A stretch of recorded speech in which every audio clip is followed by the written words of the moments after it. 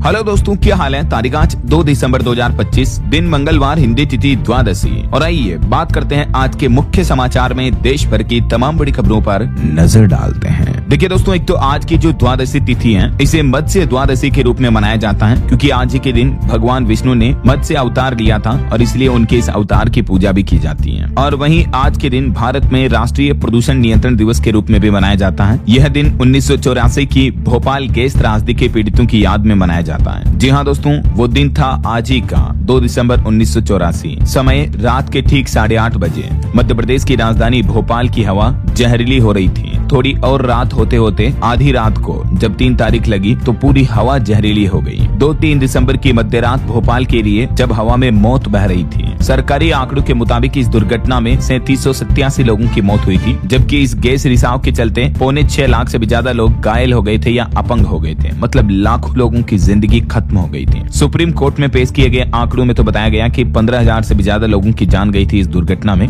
वैसे इस हादसे के पीछे मुख्य आरोपी वोरेन एंडरसन बताया गया, जो कि इस कंपनी का सीईओ था। ठीक आज से 41 साल पहले आज ही के दिन भोपाल में मिथाइल आइसोसाइनेट लीक हुई थी, जब चारों तरफ लाशें बिछ गई थी। भोपाल की पूरी हवा जहरीली हो गई थी। कई लोग नींद में ही चल बसे तो कोई हाँफते हाँफते मर गया और आज भी इन लोगों को इंसाफ नहीं मिल पाया है। और वहीं आज ही के दिन मेडिकल साइंस में भी एक बड़ी उपलब्धि हासिल हुई। दुनिया का पहला आर्टिफिशियल हार्ट ट्रांसप्लांट भी किया गया। और आज के दिन वर्ल्ड कंप्यूटर लिटरेसी डे के रूप में भी मनाया जाता है। चलिए आज के कुछ कार्यक्रम भी देख लेते हैं। राजस्थान के मुख्यमंत्री भजनलाल शर्मा आज 2 दिसंबर को दिल्ली जाएंगे। आधिकारिक कार्यक्रम तो जारी नहीं हुआ है, लेकिन कैबिनेट फेरबदल की अटकलें तेज हो रही है। वहीं भारतीय किसान यूनियन भी बड़े प्रदर्शन की घोषणा की है। आज 2 दिसंबर को कलेक्टोरेट घेरने की तैयारी की जा रही है और कांग्रेस ने भी इसको समर्थन दिया है। छत्तीसगढ़ के बस्तर संभाग में किसानों की आर्थिक स्थिति का संकट और फसलों की लागत बढ़ती और बाजारों में उचित मूल्य नहीं मिल रहा, इस वजह से किसानों ने आज 2 दिसंबर को ये विरोध प्रदर्शन करने का फैसला किया है। वहीं उत्तर प्रदेश के मुख्यमंत्री योगी आदित्यनाथ की भी आज 2 दिसंबर को कैबिनेट बैठक होगी। इसमें 20 अहम प्रस्तावों पर मुहर लग सकती है। चलिए दोस्तों, अगला अपडेट देखिए आज की कुछ लॉन्चिंग। मारुति कंपनी अपनी electric car e Vitara launch करने जा रही आज 2 दिसंबर को, और ये मारुति की पहली इलेक्ट्रिक कार होगी। कंपनी ने दावा किया कि फुल चार्ज में 500 किलोमीटर चलेगी, ऑल व्हील ड्राइव ऑप्शन मिलेगा और लेवल 2 जैसे एडवांस सेफ्टी फीचर्स भी मिलेंगे। इसमें 2 बैटरी पैक वाले ऑप्शन आएंगे और कंपनी आज इसे लॉन्च करने जा रही है। और मोबाइल फोन लॉन्चिंग पर भी खबर है दोस्तों। आज 2 दिसंबर को Vivo X300 और Pro दोनों स्मार्टफोन भी लॉन्च होंगे। हालांकि इनकी अनुमानित कीमत काफी ज्यादा हो सकती है। वैसे इस महीने दिसंबर में भी 10,000 से लेकर 1 लाख रुपए तक के स्मार्टफोन आएंगे। तो कब कब इनकी लॉन्चिंग होगी मैं आपको बताता रहूंगा अपडेट। चलिए फिलहाल देखिए अगली खबर। SIR मुद्दे को लेकर भी आज 2 दिसंबर को सुप्रीम कोर्ट में सुनवाई होगी। केरल, तमिलनाडु और बंगाल, इन राज्यों ने जो SIR प्रक्रिया पर रोक लगाने की याचिका लगा रखी है, तो इन राजनीतिक दलों की याचिका पर सुप्रीम कोर्ट ने सुनवाई की तारीख तय की है। कुछ की सुनवाई आज होगी, तमिलनाडु की 4 तारीख को और पश्चिम बंगाल की 9 तारीख को सुनवाई होगी। वहीं ग्रेटर नोएडा में 1 और 2 दिसंबर को SIR के लिए 500 स्पेशल कैंप भी लगाए जा रहे हैं, जहां वोटर लिस्ट की हर समस्या का समाधान होगा। और वैसे अभी एक दिन पहले तो आपको पता होगा, चुनाव आयोग ने SIR की डेडलाइन भी 7 दिन बढ़ा दी है। तो 12 राज्यों में अब ये वोटर्स का वेरिफिकेशन 11 दिसंबर तक चलेगा ना। चलिए आगे बढ़ते खबरों में देखिए आप अगला अपडेट। सरकार ने सुविधा बढ़ाने के लिए बड़ा कदम उठाया है। पेंशनर्स को अब मिलेंगे सभी अपडेट सीधे मोबाइल और ईमेल पर भी।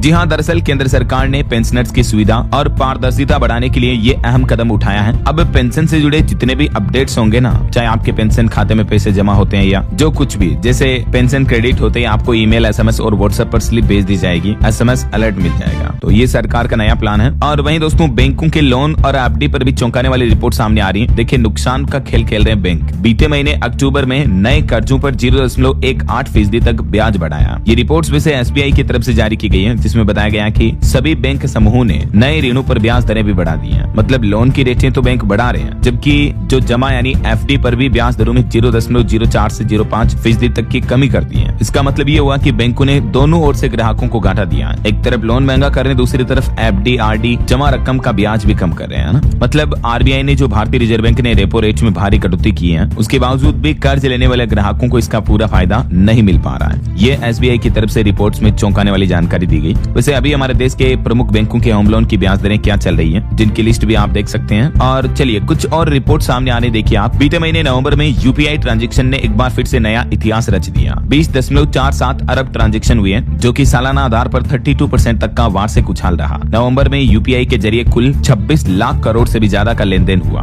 2047 करोड़ ट्रांजैक्शन हुई है, 32% ग्रोथ के साथ, है ना। और HSBC की भी एक रिपोर्ट देखिए, भारत का मैन्युफैक्चरिंग PMI भी बीते महीने नवंबर में 56.6 पर रहा। ग्रोथ रफ्तार में हल्की सुस्ती देखने को मिली है। वहीं दोस्तों नवंबर में सरकार का GST कलेक्शन भी काफी अच्छा रहा। 1.70 लाख करोड़ का GST कलेक्शन हुआ टोटल, 1.25 लाख करोड़ के लगभग। हालांकि अक्टूबर की तुलना में ये 26,000 करोड़ कम हुआ। और फ्यूल डेटा पर भी एक रिपोर्ट सामने आ रही कि त्योहारी सीजन और GST कटौती से डीजल खपत भी 6 महीने के उच्च स्तर पर पहुंची है। ऊर्जा मांग में और भी तेज उछाल देखने को मिल रहा है। और वहीं दोस्तों भारतीय रुपये की वैल्यू पर चौंकाने वाली खबर आ रही कि भारत और अमेरिका व्यापार वार्ता और डॉलर की बढ़ती मांग की वजह से रुपये में बड़ी गिरावट देखने को मिली है और आने वाले दिनों में तो और बढ़ेगा दबाव। देखिए डॉलर के मुकाबले रुपया भारी गिरावट के साथ 89.79 के सर्वकालिक निचले स्तर पर पहुंचा। मतलब $1 की कीमत अभी 89 रुपए और 79 पैसे तक हो चुकी है। इतना गिर गया रुपया, सबसे लोएस्ट लेवल पर चल रहा है। विदेशी निवेशक लगातार पैसा निकाल रहे हैं, डॉलर की मजबूती से दबाव बढ़ा है। तो जब भी रुपये में गिरावट देखने को मिलती है तो इसके कुछ फायदे और कुछ नुकसान दोनों होते हैं, जिनका कंपैरिजन भी आप देख सकते हैं। और वहीं भारत की इंडस्ट्रियल ग्रोथ पर भी एक रिपोर्ट आ रही कि बीते 14 महीनों के बीच सबसे निचले स्तर पर चल रही है IIP ग्रोथ रेट। बीते महीने अक्टूबर में तो सिर्फ 0.4% रही। इंडस्ट्रियल ग्रोथ का मतलब जो भारत का औद्योगिक उत्पादन वृद्धि दर है ना, वो अक्टूबर में घटी है। और ऑटो इंडस्ट्री से रिपोर्ट आ रही है कि वाहनों की बम्पर बिक्री अभी भी जारी है। नवंबर में भी मारुति ने रिकॉर्ड तोड़ यात्री वाहन बेचे। ये मारुति सुजुकी इंडिया की तरफ से डेटा जारी किए गए, देख सकते हैं आप। मतलब दूसरी ऑटो कंपनियों के मुकाबले मारुति की बिक्री काफी अच्छी रही है। नवंबर 2025 में 19% तक का उछाल आया। SUV और सीवीज कारों की बिक्री ज्यादा हुई है। और वहीं भारत के कॉर्पोरेट्स पर भी चौंकाने वाली रिपोर्ट देखिए, बीते 5 साल में 2 लाख से भी ज्यादा निजी कंपनियां बंद हुई हैं। मतलब देखिए भारत की इतनी लाखों कंपनियां बिल्कुल स्टॉप हो गई, क्लोज हो गई। और इन कंपनियों में काम करने वाले कर्मचारियों के पुनर्वास की भी कोई योजना नहीं है। ये जानकारी खुद कॉर्पोरेट मामलों के राज्य मंत्री हर्ष मल्होत्रा की ओर से सदन में पेश की गई। अभी जो संसद का मानसून सत्र शुरू हुआ ना, उसमें ये डेटा जारी किए गए। देखिए आप, कहीं न कहीं हमारे देश की इंडस्ट्रियल और कॉर्पोरेट की हालत काफी खराब चल रही है। इन डेटा को देख करके तो बिल्कुल ऐसा ही प्रतीत होता है। चलिए अगला अपडेट आ रहा, बैंक ऑफ महाराष्ट्र का OFS आज मंगलवार को खुलेगा और इसमें 5% हिस्सेदारी बेचेगी सरकार। केंद्र सरकार की तरफ से ये प्लान किया गया। चलिए आगे बढ़ते हैं खबरों में। देखिए आप अगली बड़ी महत्वपूर्ण खबर, अब आपका मोबाइल चोरी होने का टेंशन नहीं रहेगा, क्योंकि सभी स्मार्टफोन में प्री लोड होगा संचार साथी मोबाइल ऐप। सरकार की तरफ से आदेश जारी कर दिए गए हैं। सभी स्मार्टफोन कंपनियों को भारत सरकार ने निर्देश दिया कि ये जो संचार साथी मोबाइल ऐप है, ये डिफॉल्ट डालना ही है। इस ऐप के माध्यम से यूजर संदिग्ध कॉल की भी रिपोर्ट कर सकते हैं, अपने मोबाइल का IMEI नंबर चेक कर सकते हैं और चोरी हुए फोन को ब्लॉक कर सकते हैं। तो कुल मिलाकर सरकार का कहना कि ये ऐप साइबर सुरक्षा के लिए काफी महत्वपूर्ण है, राइट। और इससे चोरी हुए फोन को ढूंढने में भी मदद मिलेगी। तो चाहे आप Apple, Samsung, Vivo, Oppo, Xiaomi किसी भी कंपनी का फोन लेते हो, अब आपको ये ऐप डिफॉल्ट डाउनलोडेड मिलेगा। और इतना ही नहीं, जो नए स्मार्टफोन अभी तक मार्केट में बिके नहीं है, उनके लिए भी सरकार ने बड़ा फैसला लेते हुए आदेश जारी किया कि सभी नए मोबाइल फोन में 90 दिनों के भीतर प्री इंस्टॉल होगा संचार साथी ऐप, जो आम लोगों की, आम यूजर्स की इन सभी मामलों में मदद करेगा। तो एक तरह से ये साइबर सिक्योरिटी अब आपके मोबाइल फोन में डिफॉल्ट मिलेगी, है ना। सरकार ने डेटा जारी करते हुए ये भी बताया कि संचार साथी ऐप के माध्यम से 7 लाख से भी ज्यादा फोन रिकवर हुई है। यही वजह है कि केंद्र सरकार ने सभी मोबाइल निर्माता कंपनियों को ये आदेश जारी किया है। चलिए अगला अपडेट देखिए, जो सुप्रीम कोर्ट के नए CGI बने सूर्यकांत, तो उनके बेंच ने भी सुनवाई के दौरान एक बड़ा आदेश सुनाया। देखिए आप कि अब CBI जांच एजेंसी जो है ना, वो देश भर के डिजिटल अरेस्ट केस की जांच करेगी। सुप्रीम कोर्ट ने निर्देश दिया कि सभी राज्य सरकारें भी इस जांच एजेंसी की मदद करें, सहायता करें। सुप्रीम कोर्ट बोला कि हमारे देश में आए दिन तेजी से साइबर क्राइम बढ़ते जा रहे हैं और आजकल तो डिजिटल अरेस्ट के मामले काफी ज्यादा हो रहे हैं, राइट। तो इन्हीं सब मामलों की जांच अब CBI एजेंसी करेगी, ताकि ऐसे मामलों को जड़ से खत्म किया जा सके। वैसे साइबर ठगी के कई अलग अलग तरीके हो सकते हैं। ये 3 प्रमुख तरीके होते हैं। लोगों को इन्वेस्टमेंट स्कीम के नाम पर फंसाया जाता है सोशल मीडिया वगैरह पर, टेलीग्राम पर। दूसरा जो आजकल सबसे ज्यादा ट्रेंडिंग है, डिजिटल अरेस्ट स्कीम। इसमें ठग जो होते हैं वो खुद को CBI, पुलिस या ED अफसर अधिकारी बताकर सामने वाले को फोन करते हैं और नकली कॉल, फर्जी दस्तावेज बताकर उन्हें डराकर उनसे पैसे वसूलते हैं। और तीसरा टाइप का स्कीम होता है बॉस स्कीम, जिसमें भी ठग खुद को कंपनी या CFO वगैरह बताकर कर्मचारियों से ठगी करते हैं। रोजाना मैं आपको इस तरह की खबरें बताता रहता हूँ कि सावधान रहा करो दोस्तों। ये देखिए यूपी के फतेहपुर में अभी कल ही अंतर्राष्ट्रीय साइबर गैंग ने ATS तो कभी CBI बताकर ठगे 18 करोड़ रुपए। इस बड़े ग्रुप का खुलासा किया है यूपी पुलिस ने। नोएडा से ये धरे गए, दुबई व कंबोडिया से भी जुड़े इनके तार मिले। अंतर्राष्ट्रीय गिरोह चलते हैं ऐसे पूरे संगठन। तो इनको अभी गिरफ्तार कर लिया और आरोपियों के पासपोर्ट भी जब्त कर लिए गए हैं। एक और मामला देखने को मिला हैदराबाद में भी। देखिए फर्जी कॉल सेंटर का पर्दाफाश हुआ। इस मामले में भी 9 लोगों को गिरफ्तार किया गया। ऑस्ट्रेलियाई नागरिकों से ये यहाँ बैठकर 10 करोड़ रुपए ठगे। 12 कंप्यूटर और 7 मोबाइल और चेकबुक भी जब्त हुई। तो साइबर ठगों से सावधान रहें, सतर्क रहें दोस्तों, है ना। चलिए अगला अपडेट देखिए। सोना चांदी के भाव पर खबर आ रही कि सोना 2209 रुपए बढ़कर 1,29,000 रुपए प्रति 10 ग्राम पहुंच चुका है। एक ही दिन में भारी बढ़ोतरी देखने को मिली सोने और चांदी दोनों में। चांदी का भाव एक ही दिन में 10,821 रुपए बढ़ा और फिर से चांदी की कीमत 1,75,000 रुपए प्रति किलो पहुंच चुकी है। 2.25 लाख हो गई एकदम से एक ही दिन में। चांदी इतनी महंगी हुई, जबकि इससे पहले चांदी की कीमत 1,64,000 के आसपास ही थी परसों के दिन। तो चांदी तो फिर से नए ऑल टाइम हाई के पास पहुंच चुकी है। और बाकी सोने की कीमत अलग अलग कैरेट के हिसाब से क्या चल रही है आप स्क्रीन पर देख सकते हैं। वहीं दोस्तों मॉर्गन और गोल्डमैन सैक्स ने भी सोने की प्राइस को लेकर एक चौंकाने वाली रिपोर्ट जारी की कि अगले साल 2026 तक सोना 1,60,000 रुपए तक जा सकता है। यानी अगले साल भी गोल्ड प्राइस में तेजी का अनुमान है। जेपी मॉर्गन समेत कई सारी सर्वे एजेंसियों का यह कहना है। चलिए अगली खबर देखिए। दिसंबर महीने की शुरुआत के साथ ही दोस्तों जेट ईंधन की कीमतों में 5.4% की बढ़ोतरी हुई और कमर्शियल एलपीजी गैस सिलेंडर भी 10 रुपए सस्ता हुआ। तो जेट ईंधन की कीमतें बढ़ने की वजह से हवाई कंपनियां अपना टिकट वगैरह बढ़ा सकती हैं और कमर्शियल एलपीजी गैस सिलेंडर जो 19 किलो वाला था ना, उसकी कीमतों में 10 रुपए प्रति सिलेंडर की कटौती हुई है। हालांकि हमारे घरों में जो खाना बनाने वाला घरेलू रसोई गैस सिलेंडर होता है 14 किलो 200 ग्राम वाला, उसकी कीमतों में कोई बदलाव नहीं हुआ है। मैंने आपको बताई थी डिटेल जानकारी कल दिन में डीएलएस न्यूज चैनल पर। घरेलू गैस सिलेंडर के रेट्स अभी भी देश के अलग अलग शहरों में क्या चल रहे हैं आप देख सकते हैं। और बाकी ये जो कमर्शियल गैस सिलेंडर के दाम लगभग 10.5 रुपए तक घटे हैं। उसके बाद दिल्ली, कोलकाता, मुंबई, चेन्नई वगैरह में कमर्शियल एलपीजी सिलेंडर की प्राइस क्या चल रही है ये भी आप देख सकते हैं। और देश के प्रमुख शहरों में अभी पेट्रोल डीजल के दाम क्या चल रहे हैं इनकी भी लिस्ट आप इस टेबल में देख सकते हैं। दिल्ली, मुंबई, कोलकाता, चेन्नई, भोपाल, रायपुर, जयपुर, चंडीगढ़ समेत इन सभी शहरों में। बाकी और भी दोस्तों पैन कार्ड, आधार कार्ड को लिंक करने की जो डेडलाइन है वो इस महीने 31 दिसंबर तक ही तय की है इनकम टैक्स डिपार्टमेंट की तरफ से। तो अगर आपका भी आधार पैन अभी तक भी लिंक नहीं है तो इस महीने का मौका है, लिंक जरूर कर लें। और इस महीने दिसंबर में 3 से 5 दिसंबर तक आरबीआई की एमपीसी मीटिंग भी होनी है। तो मीडिया रिपोर्ट्स आ रही कि इसमें भी 0.25% तक रिजर्व बैंक जो है रेपो रेट में कटौती कर सकता है। तो अगर ये कटौती होती है तो भी बैंकों के लोन वगैरह सस्ते होंगे। वैसे इस साल आरबीआई का जो रेपो रेट है वो 3 बार घट चुका है, 1% तक की कटौती हुई है। बाकी और भी दोस्तों 1 दिसंबर से हमारे देश में क्या सस्ता क्या महंगा हुआ इस बारे में अगर आप डिटेल जानकारी देखना चाहते हो तो डीएलएस न्यूज चैनल पर कल दिन में मैंने एक सेपरेट वीडियो डाला है कि दिसंबर से हमारे देश में क्या क्या सस्ता महंगा हुआ, ठीक है ना। तो इस वीडियो को देख लीजिएगा। और दिसंबर से लागू होने वाले नए नियम भी अगर आपने नहीं देखे हैं तो चैनल पर जाकर विजिट करके आप चेक कर लीजिएगा। ओके चलिए फिलहाल देखिए अगली खबर। केरल राज्य में मुख्यमंत्री के साथ साथ उनके मंत्रियों पर भी ईडी ने बड़ा एक्शन लिया। KIIFB मसाला बॉन्ड मामले में 466 करोड़ का नोटिस जारी किया। और वहीं बड़ी खबर आ रही कि अब और महंगे होंगे तंबाकू और पान मसाले। टैक्स नियमों से जुड़ा विधेयक लेकर आई सरकार। जी हां, संसद के शीतकालीन सत्र के पहले ही दिन लोकसभा में केंद्र सरकार की तरफ से यह नया विधेयक पेश किया गया। इस कानून के तहत तंबाकू, पान मसाला वगैरह पर अतिरिक्त शुल्क लगाने का प्रस्ताव रखा है सरकार ने। वैसे इस बिल का पूरा नाम है स्वास्थ्य सुरक्षा से राष्ट्रीय सुरक्षा उपकर विधेयक। तो सरकार का प्लान है सिगरेट, गुटखा, पान मसाला वगैरह इन पर जीएसटी टैक्स को भी 28 से बढ़ाकर 40% किया जाएगा। और इसके अलावा भी देखिए संसद में वंदे मातरम को लेकर भी होगी तकरीबन 10 घंटे की विशेष चर्चा, जिसमें पीएम मोदी भी शामिल होंगे। लोकसभा में ये चर्चा करने के लिए सरकार प्लान कर रही है। और केंद्र सरकार ने विपक्ष को ये भी कहा कि हम SIR मुद्दे पर भी बहस करने के लिए तैयार हैं, लेकिन समय सीमा न थोपे। संसद के मानसून सत्र के पहले दिन पीएम मोदी ने अपने संबोधन में कहा कि सदन में ड्रामा नहीं बल्कि डिलीवरी देनी चाहिए। विपक्ष चुनावी हार को पचा नहीं पा रहा है। तो कांग्रेस से प्रियंका गांधी भी बोली कि मुद्दे उठाना कोई ड्रामा नहीं है। तो कुल मिलाकर संसद के इस शीतकालीन सत्र में विपक्ष SIR और राष्ट्रीय सुरक्षा पर भी चर्चा की मांग की है। तो हालांकि पक्ष का भी कहना है कि हम इस मुद्दों पर चर्चा करने के लिए तैयार हैं। एक और कंट्रोवर्सी देखने को मिली। देखिए संसद परिसर में कुत्ता लेकर पहुंची कांग्रेस सांसद रेणुका चौधरी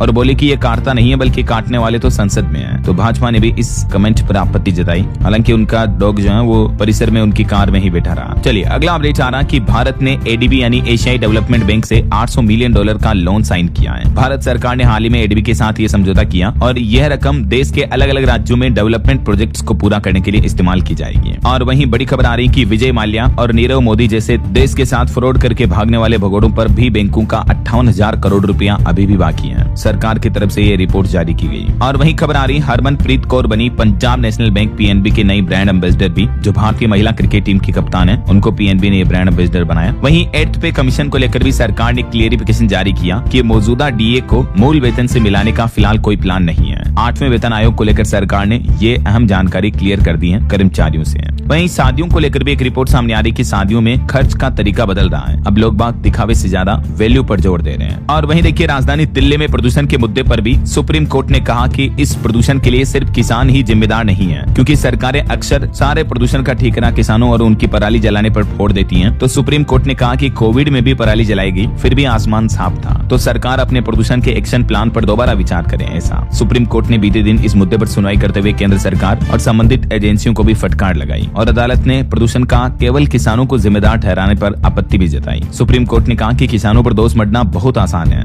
इसकी बजाय तो असल कारणों को ढूंढें और प्रदूषण रोकने पर काम करें। सुप्रीम कोर्ट ने सख्त टिप्पणी करते हुए कहा कि हम हाथ पर हाथ धरे नहीं बैठ सकते हैं और इस मामले पर अब अगली सुनवाई 10 दिसंबर को होगी। उससे पहले दिल्ली सरकार और केंद्र सरकार को अपनी रिपोर्ट भी सबमिट करनी होगी, है ना। तो बहरहाल अभी तो अपन कुछ और महत्वपूर्ण और काम की खबरें देखेंगे दोस्तों, लेकिन इससे पहले वक्त तो चला है आज के ताजा मौसम समाचार जानने का। और हाँ, एक छोटी सी रिक्वेस्ट आपसे ये है कि अगर आप DLS न्यूज चैनल से अभी तक भी जुड़े नहीं हो तो जुड़ जाइए, चैनल को सब्सक्राइब करके बेल आइकन जरूर दबा दीजिएगा और इस वीडियो पर एक लाइक और शेयर भी कर देना, ताकि आपको रोजाना की ताजा खबरें, महत्वपूर्ण मुख्य समाचार, काम के न्यूज अपडेट सबसे पहले आपके मोबाइल पर मिलते रहेंगे। ओके, और चलिए बिना टाइम वेस्ट किए सीधा आगे बढ़ते हैं मौसम अपडेट में। तो सबसे पहले तो बात करते हैं दोस्तों, जो अभी चक्रवाती तूफान दितवा चल रहा है, तो एक राहत की बात यह है कि अब ये तूफान कमजोर होकर एक गहरे दबाव में बदल चुका है। हालांकि अभी भी दक्षिण भारत के राज्यों जैसे तमिलनाडु, आंध्र प्रदेश वगैरह में तो भारी बारिश का अलर्ट है। पुडुचेरी में स्कूल भी बंद रखे गए बीते दिन। और बड़ी चौंकाने वाली चिंता की बात तो देखिए, श्रीलंका में इस तूफान की वजह से 334 लोगों की मौत हो गई। इस चक्रवात की तबाही पर प्रधानमंत्री नरेंद्र मोदी ने भी श्रीलंका के राष्ट्रपति से फोन पर बातचीत की, हर संभव मदद का भरोसा भी दिलाया। और अब ये चक्रवात भारत में टकराने के बाद धीरे धीरे कमजोर हो रहा, डिप्रेशन में बदला, लेकिन आंध्र प्रदेश में लगातार भारी बारिश अभी भी जारी है। मौसम विभाग का कहना है कि अगले 48 घंटे तमिलनाडु, आंध्र प्रदेश वगैरह आसपास के जो तटीय इलाकों वाले राज्य हैं, उनके लिए काफी अहम होंगे। इन राज्यों में भारी बारिश की भी संभावना है। हमारे भारत में भी आपको पता होगा, दितवा ने घुसते ही तबाही मचाई। तमिलनाडु में 3 लोगों की मौत हो गई, 150 के लगभग तो जानवर मवेशियों की भी जान चली गई। बाकी कुछ अन्य राज्यों में मौसम के हालात क्या चल रहे हैं देखिए आप। मध्य प्रदेश में बीते महीने नवंबर में भी सर्दी ने रिकॉर्ड तोड़ दिया और अभी दिसंबर में और बढ़ेगी ठंड। राजस्थान के भी झुंझुनू, सीकर समेत कई जिलों में शीतलहर का अलर्ट जारी हुआ। हिमाचल के रोहतांग के पास भी बर्फ की चादर जमने लगी। और देखिए, राजस्थान के तो अधिकांश जिलों में शीतलहर की चेतावनी, 3 डिग्री तक पारा भी गिरा। मौसम विभाग का कहना है कि उत्तर भारत के पहाड़ी राज्यों की बर्फीली हवा राजस्थान में अब ठंड और बढ़ाएगी। इधर मध्य प्रदेश में देखिए, नवंबर में ही 84 सालों का रिकॉर्ड टूट गया ठंड का और दिसंबर महीना और ठंडा रहेगा। MP में 5 डिग्री से नीचे रहेगा टेम्परेचर। पहाड़ी राज्यों की बात करें तो उत्तराखंड में 5 और 6 दिसंबर को भी भारी बारिश का अलर्ट है। पहाड़ी इलाकों में पाला भी गिरा, कुछ जगहों पर धुंध भी छाई हुई है। हिमाचल की भी स्थितियां देखिए दोस्तों, इस बार नॉर्मल से 95% कम बरसे बादल। 4-5 तारीख को हिमाचल में भी बारिश और बर्फबारी की चेतावनी है। और बिहार में भी देखिए, मौसम विभाग का कहना है कि चक्रवाती तूफान दितवा का असर दिखेगा, बादल छाए रहेंगे। हालांकि बारिश की तो उतनी चेतावनी नहीं है, लेकिन गोपालगंज, बेतिया समेत 7 जिलों में घना कोहरा भी छाया हुआ है। इधर पंजाब के भी 8 जिलों में कोल्ड वेव का अलर्ट जारी हुआ। न्यूनतम तापमान 0.4 डिग्री नीचे आया। फरीदकोट सबसे ठंडा इलाका रहा। और उत्तर प्रदेश में भी पारा 8 डिग्री तक पहुंचा। बलिया सबसे ठंडा इलाका चल रहा। पश्चिमी विक्षोभ की वजह से तापमान 3 डिग्री तक बढ़ा है। बाकी दोस्तों, एक चौंकाने वाली रिपोर्ट ये सामने आ रही है कि देश में सूखे की मार देखने को मिली है। 10 सालों में बीता महीना नवंबर सबसे सूखा रहा। पूर्वोत्तर मानसून जो है वो पूरी तरह से कमजोर रहा। इस वजह से देश में जो नवंबर में जितनी बारिश होती है ना, उतनी हो नहीं पाई इस बार। देश की राजधानी दिल्ली में भी 5 वर्षों में सबसे ठंडा महीना रहा नवंबर। और दिसंबर की शुरुआत भी सर्द हवाओं के साथ ही हो रही है। और भी अगले 24 घंटों के दौरान देश भर में मौसम की संभावित गतिविधियां क्या रह सकती हैं, देख सकते हैं आप। ज्यादातर दक्षिण भारत के राज्यों में बारिश वगैरह की संभावना रहेगी, है ना।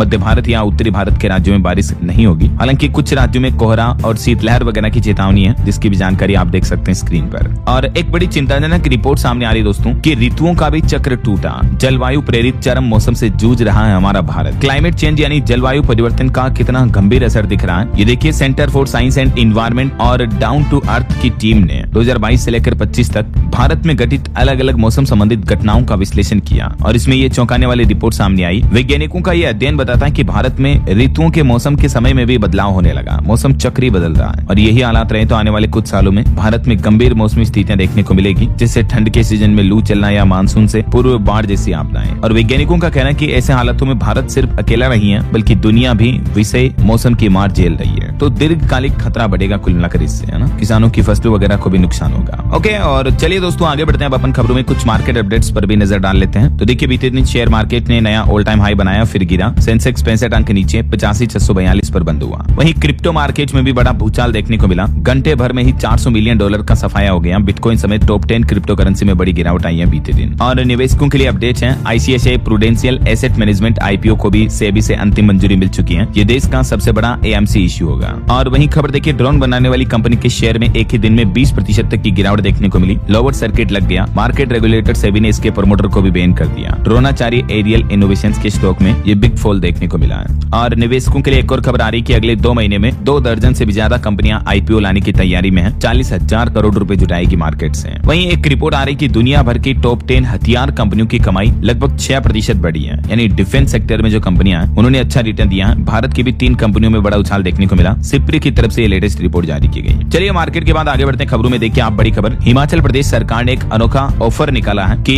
प्रदेश में ड्रग्स रखने वालों की जानकारी देने वाले को मिलेगा 10 लाख रुपए तक का इनाम। हिमाचल के मुख्यमंत्री सुखविंदर सिंह सुक्खू की तरफ से खुद यह घोषणा की गई है। इसके पीछे सरकार का मकसद है कुल मिलाकर राज्य में ड्रग्स तस्करी वगैरह पर रोक लगाना है। और रेल यात्रियों के लिए अच्छी खबर आ रही, टिकट बुकिंग के बाद अब रेलवे ने एक और नियम बदल दिया है। 1 जनवरी से रेलवे के स्लीपर कोच में भी आपको एसी बोगी वाली सर्विस मिलेगी। हाल ही में आपको पता होगा रेलवे ने तत्काल टिकट के नियमों में ओटीपी वाला नियम लागू किया था और अब इसके बाद रेलवे ने ट्रेनों में मिलने वाले चादर, तकिया, कंबल को लेकर भी नया नियम जारी कर दिया है। रेलवे का कहना है कि जैसे एसी कोच वाले यात्रियों को ये सुविधा मिलती है ना, वैसे ही अब स्लीपर कोच के यात्रियों को भी ये चादर, तकिया वगैरह की फैसिलिटी दी जाएगी, वो भी साफ सुथरे सैनिटाइज। तो 1 जनवरी 2026 से ही रेल यात्रियों को ये नई सुविधा का लाभ मिलेगा। चलिए अगला अपडेट देखिए, भारत यूके संयुक्त सैन्य अभ्यास अजय वॉरियर 2025 का राजस्थान के महाजन फील्ड फायरिंग रेंज में समापन हुआ। और वहीं देखिए दोस्तों, दुनिया के दिग्गज उद्योगपति इलोन मस्क का कहना है कि अगले 20 सालों में लोग नौकरी नहीं करेंगे। इलोन मस्क ने दावा किया कि एआई यानी आर्टिफिशियल इंटेलिजेंस से होंगे इंसानों के सारे काम। अभी हाल ही में उन्होंने जीरोधा के फाउंडर निखिल कामत के साथ एक इंटरव्यू किया और इसी इंटरव्यू पॉडकास्ट में उन्होंने कई चौंकाने वाली बात कही है। उन्होंने कहा कि 20 सालों बाद काम करना लोगों की जरूरत नहीं होगा बल्कि हॉबी की तरह होगा। 10-20 साल में एआई और रोबोटिक्स इतने डेवलप हो जाएंगे कि इंसानों के लिए काम करना जरूरी नहीं रह जाएगा बल्कि काम उनके लिए हॉबी बन जाएगा। अगर इंटरेस्ट है, रुचि है तो कर रहे हैं, बाकी कोई कंपलसरी नहीं होगा। ऐसा देखते हैं, ये तो वक्त ही बताएगा। फिलहाल देखिए अगली खबर, मकान मालिक अब आपके कमरे में नहीं आ पाएगा। दरअसल किराएदार और मकान मालिक रेंट एग्रीमेंट से संबंधित सरकार ने 7 बड़े अधिकार नए नियम जारी किए हैं 2025 संशोधित एक्ट के तहत। और इन नियमों में कुछ प्रावधान होंगे, जैसे किराएनामा का डिजिटल स्टाम्प लगाना कंपलसरी होगा। रेंट एग्रीमेंट जो होता है उसका 2 महीने से ज्यादा का किराया नहीं ले पाएगा मकान मालिक एडवांस में। तीसरा, 12 महीने बाद ही किराया बढ़ाया जा सकेगा, बीच में किराया नहीं बढ़ाया जा सकेगा। चौथा, बिना कोई गलती किए रेंट एग्रीमेंट खत्म होने तक घर खाली करने के लिए मजबूर नहीं कर सकेंगे मकान मालिक। पांचवा, बिना इजाजत के किराएदार के कमरे में भी नहीं घुस सकेगा मकान मालिक। छठा,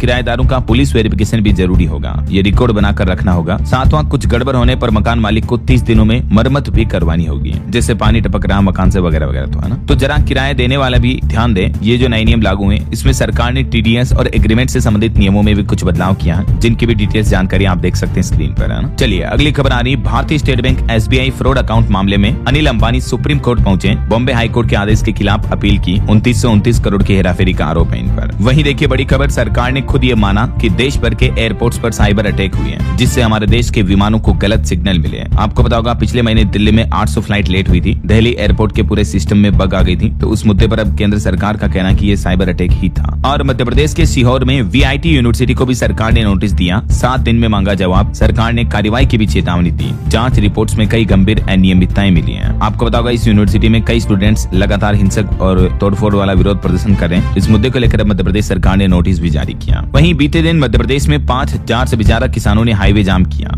लेकिन आखिरकार 15 घंटों बाद किसानों का आंदोलन स्थगित हो पाया। एमपी के धार में कलेक्टर ने सीएम और पीएम तक मांगे पहुंचाने का आश्वासन दिया, तब जाकर किसान भाई लोग माने। और किसानों का भी एक प्रतिनिधिमंडल दिल्ली जाएगा, इस बात पर भी सहमति बनी है। वैसे बीते दिन मध्य प्रदेश में शीतकालीन सत्र का पहला दिन था और काफी हंगामा भी हुआ विधानसभा में। मध्य प्रदेश में जो कप सिरप से बच्चों की मौत हुई, इस मुद्दे को लेकर और किसानों को लेकर कांग्रेस ने हंगामा किया। एमएसपी पर भी मंत्री बोले कि वेट एंड वॉच, तो विपक्ष काफी भड़क गया। चलिए अगला अपडेट देखिए, चंडीगढ़ में नहीं बनेगी हरियाणा की अलग विधानसभा, केंद्रीय गृह मंत्रालय ने प्रपोजल रद्द किया। मुख्यमंत्री नायब सिंह सैनी को भी सलाह दी कि मामला आगे न बढ़ाएं। वहीं यूपी के संभल में देखिए डीएम और एसपी ने स्वामी राम भद्राचार्य के पेट छुए। जगत गुरु बोले कि वाइफ को लेकर मैंने कुछ गलत नहीं कहा, हमारे देश में तलाक नहीं था। वहीं खबर आ रही उत्तराखंड में भी देखिए, हरिद्वार में कुंभ और अर्ध कुंभ पर मतभेद बना हुआ, अभी भी व्यवस्थाओं पर गुटबाजी तेज हुई। कुछ संत बोले कि अखाड़ा परिषद कुंभ माफिया है, तो विवादित बयानों पर 2 महामंडलेश्वर निष्कासित भी किए गए। और वहीं खबर आ रही, रेप आरोपी आसाराम बापू की जमानत के खिलाफ सुप्रीम कोर्ट पहुंची एक पीड़िता और बोले कि इनकी बेल रद्द की जाए, मतलब उनकी जमानत रद्द करने की मांग की है। कहा कि उनका बाहर रहना केस और उसकी सुरक्षा दोनों के लिए खतरा है। तो पीड़िता ने सुप्रीम कोर्ट में ये चुनौती दी है, जो उन्हें राजस्थान और गुजरात हाईकोर्ट से अभी 6 महीने की जमानत मिली है ना। इस मामले पर पीड़िता का कहना है कि उनकी जमानत तुरंत रद्द की जाए। और जांच में यह भी पता चला कि आसाराम को कोई बीमारी नहीं है। तो यूपी की रेप विक्टिम के पिता सुप्रीम कोर्ट पहुंचे।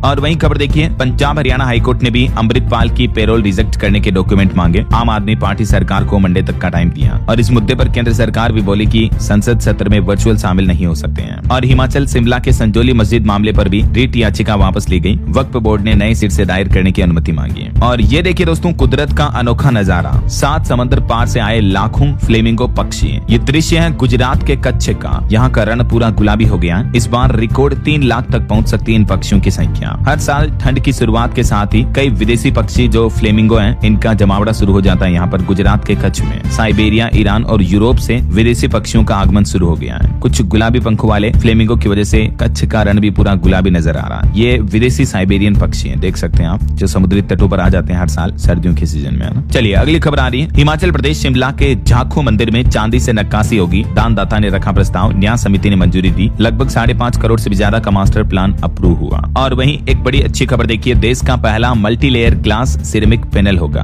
भारतीय वैज्ञानिक बुलेट प्रूफ पैनल बना रहे हैं। AK-47 की गोली भी नहीं भेद पाएगी। अभी बुलेट प्रूफ ग्लास जो ज्यादातर फॉरेन कंट्रीज द्वारा बनाए जाते हैं, लेकिन अब भारत में भी कोलकाता स्थित इस इंस्टीट्यूट के वैज्ञानिक ये made in India bullet proof glass बना रहे हैं, स्वदेशी तकनीक के माध्यम से। चलिए अगली खबर देखिए, पश्चिम बंगाल में SIR के विरोध में BLO ने प्रदर्शन किया। उत्तर प्रदेश में भी असिस्टेंट BLO की सोते मौत हो गई। देश में अब तक 29 BLO की जान जा चुकी है। यूपी राजस्थान में 3 दिन में 3 और BLO की मौत हो गई। इस बीच चुनाव आयोग की तरफ से BLO को कुछ प्रेरणा मोटिवेशन देने वाले वीडियो भी जारी किए गए। मतलब देखिए यार, पहले काम का दबाव बनाया जा रहा है, उसके बाद मोटिवेशन दिया जा रहा है। ये क्या बात हुई। तो SIR का विरोध कर रही है चुनाव आयोग के खिलाफ। 3 और जिलों में रोष जताएगी। पश्चिम बंगाल के मुख्यमंत्री ममता बनर्जी रैलियां भी निकालेगी। SIR को लेकर यूपी में अपडेट आना, 110 बूथों पर मतगणना फॉर्मों का 100% डिजिटाइजेशन पूरा हो चुका है। और वहीं खबर आ रही कि महाराष्ट्र चुनाव में गड़बड़ी पर SEC सख्त हुआ। 2 तारीख वाला चुनाव 20 तारीख को होगा। महाराष्ट्र के 20 जिलों में नगर निकाय का चुनाव टाल दिया गया है। 2 दिसंबर को आज मतदान होना था, तो अब 20 दिसंबर को होगा यहाँ। और पॉलिटिक्स से एक और खबर आ रही देखिए आप, कि लोकतांत्रिक प्रक्रिया को कमजोर कर रही है केंद्र सरकार। 5 साल से चुनाव नहीं कराने पर दिल्ली हाईकोर्ट ने भी केंद्र की नरेंद्र मोदी सरकार को फटकार लगाई। छावनी बोर्डों के चुनाव में देरी कर रही केंद्र सरकार, तो इसी मुद्दे को लेकर दिल्ली हाईकोर्ट ने सरकार को फटकारा है। और कुछ इंटरनेशनल न्यूज अपडेट देखे दोस्तों, कि अब देश छोड़ दो। ट्रंप ने मादुरो को कॉल पर ये अल्टीमेटम दिया, तो इससे US और वेनेजुएला के बीच भी तनाव काफी बढ़ गया। वहीं इजराइल ने सुरंग में फंसे 40 हमास लड़ाकों को मार गिराया। पिछले 9 महीनों से फंसे थे ये, इजराइल बाहर नहीं निकलने दे रहा था। और तुर्की के बाद अब सऊदी अरब में भी तालिबान और पाकिस्तान का समझौता फेल हुआ। TTP विवाद का कोई रास्ता नहीं निकल सका। 1.5 महीने में तीसरी बैठक हुई और नाकाम रही। इधर पाकिस्तान में मुनीर को सेना का सुप्रीम बनाने से बच रहे हैं शहबाज। CDF बनाने से पहले पाकिस्तानी PM बिना बताए लंदन भी निकले। वहीं भारत में भी पाकिस्तान के पूर्व PM इमरान की बहन के इंटरव्यू से पाकिस्तान में नाराजगी देखने को मिली। और देखिए, इमरान खान के सपोर्ट में धरने से पाकिस्तान सरकार भी नाराज हुई। बताया जा रहा है कि हटाए जा सकते हैं पख्तूनख्वा के मुख्यमंत्री भी हैं। और बांग्लादेश की पूर्व PM हसीना को प्लॉट कब्जाने के मामले में भी 26 साल की जेल की सजा सुनाई। ब्रिटिश सांसद रही भांजी और उनकी छोटी बहन को भी जेल का ऑर्डर जारी हुआ और तीनों दोषी अभी फरार हैं। और PM मोदी ने बांग्लादेश की पूर्व PM खालिदा जिया के स्वास्थ्य पर भी चिंता जताई, मदद की भी पेशकश की है। वहीं इधर फ्रांसीसी राष्ट्रपति का कहना है कि यूक्रेन की सुरक्षा गारंटी फाइनल हुई। रूस की डोनबास की मांग को खारिज किया गया। तो ये कुछ अंतर्राष्ट्रीय माहौल चल रहा है। चलिए आगे बढ़ते हैं, अपन कुछ और महत्वपूर्ण खबरें देख लेते हैं फटाफट से।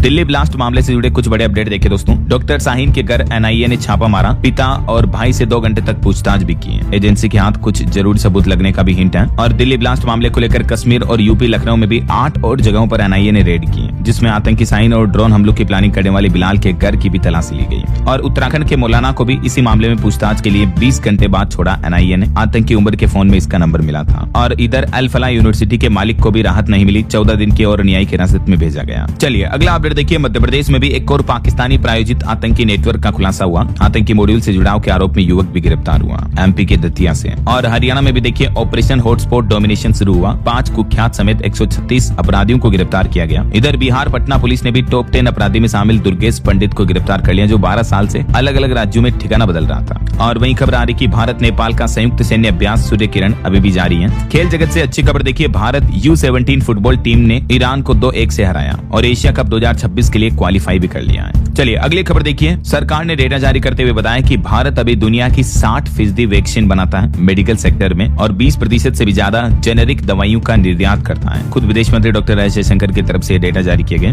वहीं PM मोदी का भी कहना है कि मिशन शक्ति की उपलब्धियों को आगे बढ़ाया जाएगा और भारत की प्रगति के केंद्र में है नारी शक्ति भी। और यात्रा करने वाले लोगों के लिए अच्छी खबर है, IRCTC ने शुरू की रामायण यात्रा टूर पैकेज। 17 दिन में भगवान राम से जुड़े 30 से भी ज्यादा स्थानों के दर्शन करने का मौका मिलेगा आपको। IRCTC की तरफ से 16 रात और 17 दिन का भक्ति टूर पैकेज लॉन्च किया है। इस यात्रा की शुरुआत आज 2 दिसंबर दिसंबर से होने जा रही है इन रूट पर। और वहीं खबर देखिए, पश्चिम बंगाल में बालू तस्करी पर ईडी ने बड़ा एक्शन लिया। कोलकाता, झारग्राम समेत 8 ठिकानों पर छापेमारी की है। हिमाचल प्रदेश के मुख्यमंत्री सुखविंदर सिंह सुक्खू बोले कि हिमाचल में अधिकारियों और कर्मचारियों के लिए तबादला यानी ट्रांसफर नीति भी बनाई जाएगी। और रोड सेफ्टी को लेकर सरकार का प्लान है। भारतीय ट्रक और बसों में जल्द ही अनिवार्य होगा ADAS सेफ्टी फीचर। सड़कों पर सुरक्षा बढ़ाने के लिए सरकार ये बड़ी पहल कर रही है। वहीं देखिए, बंगाल की खाड़ी में गरजे ब्रह्मोस, सटीक निशाने के साथ गाइडिंग और कंट्रोल सिस्टम का घातक प्रदर्शन किया। भारतीय वायुसेना ने बंगाल की खाड़ी में ये शक्ति परीक्षण किया। चलिए अगला अपडेट देखिए, भारत में निवेश क्रांति देखने को मिल रही है। बीते 10 साल में PMS और AIF ने छुआ 23 लाख करोड़ का आंकड़ा, यानी दिनों दिन हमारे देश में इन्वेस्टमेंट बढ़ रहा है ऐसा। और दवा मार्केट कंपनियों पर भी सरकार ने सख्त आदेश जारी किया। बिना लाइसेंस उत्पाद बेचने पर सख्त कार्रवाई की जाएगी। हर कंपनी को लेना होगा अलग से परमिट। वहीं भारत यूके के बीच सैन्य अभ्यास अजय वॉरियर संपन्न हो चुका है। नेपाल के बीच अभी भी चल रहा है। और देखिए, रक्षा मंत्री राजनाथ सिंह बोले कि रक्षा के क्षेत्र में भी आत्मनिर्भर बनेगा हमारा भारत। नवाचार और शोध को बढ़ाने के लिए सरकार ने नया प्लान भी बनाया है। वित्त मंत्री निर्मला सीतारमण भी बोली कि वित्त मंत्रालय LIC को निवेश की सलाह नहीं देता है। अदानी में निवेश भी SOP के तहत किया गया है। और देखिए, लोगों का जो बैंकों में पैसा पड़ा है अनक्लेम्ड मनी, उसको वापस लेने के लिए भी RBI अभी विशेष अभियान चला रहा है। देश भर के अलग अलग राज्यों में बैंकों में तकरीबन 77,000 करोड़ रुपए जो लावारिस पड़े हैं, तो इस अभियान के माध्यम से आप उन मनी को क्लेम कर सकते हैं। RBI के इस पोर्टल पर जाकर के आपको अकाउंट बनाना है और डिटेल्स चेक करनी है। और वहीं देखिए, राज्य कर विभाग की सालाना रिपोर्ट 4029 करोड़ की कर वसूली की गई। सचल दलों और SIB की ये बड़ी कार्रवाई है।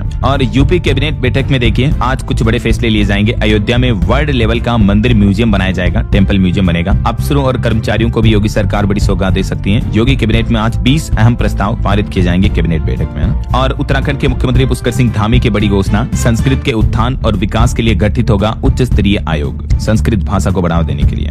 और देखिए, कश्मीर में BSF को बड़ी कामयाबी मिली। सीमा से आतंकी ठिकानों तक दुश्मन को दिया करारा जवाब। रिपोर्ट आ रही कि इसी साल 2025 में भी 8 आतंकवादियों को BSF ने ढेर किया। और वहीं हरियाणा राज्य में देखिए, सरकार ने HSSC को मांग भेजने की बढ़ाई डेडलाइन। ग्रुप C भर्ती मामले को लेकर मुख्य सचिव ने जारी किए दिशा निर्देश। और महादेव सट्टा ऐप मामले में 7 और एजेंट गिरफ्तार हुए। 6000 ग्राहकों की ID से करोड़ों की ठगी का नेटवर्क ध्वस्त हुआ। मध्य प्रदेश के मुख्यमंत्री डॉक्टर मोहन यादव सरकार के 2 साल पूरा होने के मौके पर मंत्रालयों के कामकाज की हाई लेवल समीक्षा बैठक हुई। मंत्रियों को अपना रिपोर्ट कार्ड भी देना होगा। और वहीं करंट अफेयर्स का एक अपडेट बता दूं, रेज बेट ये वर्ड बना ऑक्सफोर्ड का word of the year. Oxford university में डिक्शनरी में इसे 2025 का वर्ड ऑफ द ईयर घोषित किया है। बॉलीवुड से कुछ खबरें देखिए दोस्तों, दिलजीत दोसांझ की बॉर्डर 2 फिल्म जनवरी में रिलीज होगी। और हॉलीवुड फिल्म अवतार 3 भी जल्दी भारत में लॉन्च होगी और इसकी एडवांस बुकिंग भी जल्दी शुरू हो जाएगी। भारत में 6 भाषाओं में रिलीज किया जाएगा। इसको डब भी हो चुकी है। देश भर में IMAX में इसके लिए स्पेशल टिकट काउंटर भी बनाए जाएंगे। ये फिल्म 19 दिसंबर को वर्ल्ड वाइड रिलीज हो रही है। और वहीं साउथ की सुपरस्टार सामंता रुथ प्रभु और फिल्म मेकर राज निधिमुरुम ने भी शादी कर ली है। दोनों के बीच उम्र में रिपोर्ट्स के मुताबिक तकरीबन 12 साल का अंतर है। और वहीं खबर देखिए, यूपी में अधिकतर जिलों में आदेश जारी हुआ। 25 दिसंबर तक बनाए जाएंगे आयुष्मान गोल्डन कार्ड। बहराइच के DM ने भी अधिकारियों को निर्देश दिया। बिहार में विधानसभा में डिजिटल पहल की गई। टेबलेट से भाषण देंगे विधायक और मोबाइल ऐप के जरिए ही पूछेंगे सवाल। वहीं कल वर्ल्ड एड्स डे था, आपको पता होगा। और इस मौके पर एक अच्छी रिपोर्ट आ रही कि HIV के खिलाफ भारत ने बड़ी जीत हासिल की है। नए मामलों में 48% तक की गिरावट देखने को मिली और एड्स से होने वाली मौतों की संख्या में भी 81% तक की कमी आई है बीते कुछ सालों में। और इस मौके पर देश भर में अलग अलग राज्यों में अभियान भी चलाए गए, युवाओं को जागरूक किया गया। देखिए, राजस्थान में भी नशे और HIV पर स्टूडेंट्स को जागरूक करते हुए टोल फ्री नंबर भी जारी किया 1097। और मध्य प्रदेश भोपाल से भी रिपोर्ट आ रही कि 3 महीने में 4000 नए HIV मरीज मिले। राजधानी में विश्व एड्स दिवस पर युवाओं में नशे, भेदभाव और HIV के खिलाफ आवाज उठाई, जागरूकता फैलाई। चलिए खबर आ रही, आंध्र प्रदेश के विशाखापट्टनम में खुला देश का सबसे लंबा ग्लास स्काई वॉक। हवा में तैरने जैसा अनुभव मिलेगा आपको। और वहीं खबर है, अब युक्त धारा पोर्टल से तैयार की जाएगी ग्राम पंचायतों की कार्य योजना। मनरेगा कार्य में भ्रष्टाचार पर रोक लगाने के लिए यूपी सरकार ने यह नया आदेश जारी किया है। वहीं बिहार के किसान भाई लोगों के लिए अच्छी खबर है। टमाटर, लहसुन और मिर्च जैसी सब्जियों की खेती के लिए भी अब किसानों को अनुदान दिया जाएगा। कृषि विभाग में इसके लिए आपको रजिस्ट्रेशन कराना होगा। बिहार के नीतीश सरकार की तरफ से ये ऐलान किया गया है। और चंडीगढ़ में देखिए, हरियाणा की नई विधानसभा के प्रस्ताव पर रोक लगी। जमीन पर सहमति न बनने पर केंद्र सरकार ने ये निर्णय लिया। नोएडा में आज से खुलेगा जंगल ट्रेल पार्क। दिन भर कर सकेंगे सैर सपाटा। 120 रुपए का टिकट होगा। वहीं देखिए, प्राइवेट सेक्टर के कर्मचारियों को भी बड़ी राहत दी। सरकार की परमिशन के बिना छटनी नहीं कर सकेगी अब कंपनियां। जो हाल ही में सरकार ने नए लेबर लॉ जारी किया ना, तो उसमें ये कुछ प्रावधान भी रखे गए हैं ऐसा। वहीं खबर आ रही, दिल्ली में डेटा ड्रिवन पुलिसिंग की ओर बड़ा कदम। क्राइम ब्रांच ने 350 से ज्यादा अधिकारियों को दिया हाईटेक प्रशिक्षण। और एक अच्छी खबर है दिल्ली वासियों के लिए, अब उनका डेटा लीक नहीं होगा। दिल्ली वालों को मिलने जा रहा सुरक्षा कवच। रेखा गुप्ता सरकार लॉन्च करेगी आधार वोल्ट। और झारखंड में रिपोर्ट आ रही कि 60% तक महंगी हो सकती है बिजली। JBVNL ने सरकार को अपना प्रपोजल भी सौंपा। वहीं देखिए, दिल्ली एयरपोर्ट बना भारत का पहला वाटर पॉजिटिव हवाई अड्डा। वाटर इनोवेशन समिट 2025 में डायल को मिला सम्मान। सम्मान, और असम राइफल्स को भारतीय सेना के सम्मान सैलरी मिलेगी या नहीं, इस मुद्दे पर वेतन पेंशन वगैरह को लेकर भी केंद्र सरकार को 3 महीने के अंदर अंदर निर्णय लेना है फाइनल। दिल्ली हाईकोर्ट की तरफ से यह निर्देश जारी किया गया। यूपी के कुछ और अपडेट देखिए। उत्तर प्रदेश में विकसित यूपी 2047 लक्ष्य की प्राप्ति के लिए स्वास्थ्य के क्षेत्र में 1 लाख करोड़ रुपए खर्च किए जाएंगे, ब्रिजेश पाठक का ये कहना है। और वहीं यूपी की योगी सरकार ने पुराने वाहनों के लिए भी कुछ नए नियम जारी किए हैं। ऑर्डर के बाद अब ढीली करनी होगी जेब, टैक्स वगैरह कुछ ज्यादा देना पड़ेगा, देख सकते हैं आप। और वहीं यूपी हेल्थ रैंकिंग डैशबोर्ड में वाराणसी तीसरे स्थान पर रहा। और सीएम योगी ने एक और निर्देश जारी किया, क्रय केंद्र पर आने वाले हर अन्नदाता यानी हर किसान का धान खरीदें एमएसपी पर, खरीद केंद्रों को यह निर्देश जारी किया। चलिए कुछ और स्टेट न्यूज अपडेट देख लेते हैं फटाफट से। देखिए राजस्थान के बालोतरा में ये बड़ी दुर्घटना हो गई। ट्रेलर में जिंदा जला ड्राइवर, ये बेकाबू ट्रेलर डिवाइडर से टकरा गया। वहीं राजस्थान में अब बिना गाइडलाइन के नहीं चलेंगे स्पा सेंटर, जोधपुर में प्रशासन ने निर्देश जारी किया। और एक पेड़ मां के नाम अभियान के तहत भी राजस्थान में 14 करोड़ पौधे लगाए गए। सरकार ने विधानसभा में आंकड़े जारी किए। और मध्य प्रदेश में भी ये बच्चों की मौत वगैरह को लेकर संसद के शीतकालीन सत्र में पहले दिन हंगामा हुआ, मैंने आपको बताया था। इसके अलावा आज मंगलवार को मुख्यमंत्री करेंगे मंत्रियों के परफॉर्मेंस का रिव्यू। 2 और 3 तारीख को फिर भोपाल और 8-9 तारीख को इन जिलों में एक्शन प्लान भी बनाया जाएगा। और बीते दिन गीता जयंती के मौके पर भी देखिए मध्य प्रदेश के इंदौर में भी कार्यक्रम का आयोजन हुआ। मुख्यमंत्री ने गीता भवन का लोकार्पण भी किया। उज्जैन में भी अंतर्राष्ट्रीय गीता महोत्सव की शुरुआत हुई। मुख्यमंत्री मोहन यादव बोले कि गीता हर बच्चे के बस्ते में होनी चाहिए। प्रदेश भर में 3 दिन तक ये आयोजन होंगे। और हरियाणा में देखिए कुरुक्षेत्र में एनआईटी स्टूडेंट की मिर्गी का दौरा पड़ने से मौत हो गई। चलिए कुछ एजुकेशनल अपडेट्स देख लेते हैं फटाफट से। महाराष्ट्र पुलिस में जो बम्पर भर्ती निकली हुई है, इसमें आवेदन करने की आखिरी तारीख 7 दिसंबर तक बढ़ा दी गई है। 15,631 टोटल पोस्ट है, ठीक है। इसके अलावा यूपी पुलिस में भी 22,000 पदों के लिए भर्ती प्रक्रिया इसी महीने शुरू कर दी जाएगी। ये यूपी सरकार का प्लान है। और बिहार बोर्ड 3 दिसंबर को कल जारी करेगा इंटर और मैट्रिक के मॉडल पेपर भी, तो आप ऑफिशियल पोर्टल पर चेक कर लें। यूपी पीसीएस भर्ती पदों की संख्या बढ़कर 920 हुई और प्रीलिम्स का रिजल्ट भी जारी हो चुका है। मेंस के लिए 11,727 अभ्यर्थी पास हुए हैं। अच्छा वैसे देखिए दोस्तों, उत्तर प्रदेश में बीती देर रात यूपी आगरा के ISBT बस स्टैंड पर बम की सूचना मिली। यूपी पुलिस ने आसपास का इलाका भी खाली करा दिया। एक लावारिस बैग मिला था। बैग को देखा तो इसमें कुछ पार्टी क्रैकर्स रखे थे, मतलब पार्टी में छोड़ने वाले पटाखे वगैरह। और वहीं देखिए झारखंड में भी सरकार प्लान कर रही, पेन नंबर अनिवार्य होने से 10वीं 12वीं की परीक्षा से वंचित हो सकते लाखों छात्र, परेशानी बड़ी काफी। और यूपी बोर्ड एग्जाम को लेकर 10वीं 12वीं के एग्जाम सेंटर्स की भी लिस्ट जारी हुई। यूपी लखनऊ में रोडवेज में 120 संविदा ड्राइवरों की भी भर्ती होगी। 1 और 2 दिसंबर को रोजगार मेला भी चल रहा है। हिमाचल में निजी स्कूलों में पढ़ा रहे बीएड प्रशिक्षकों के लिए ब्रिज कोर्स जरूरी हुआ। 25 दिसंबर तक आवेदन कंपलसरी होगा।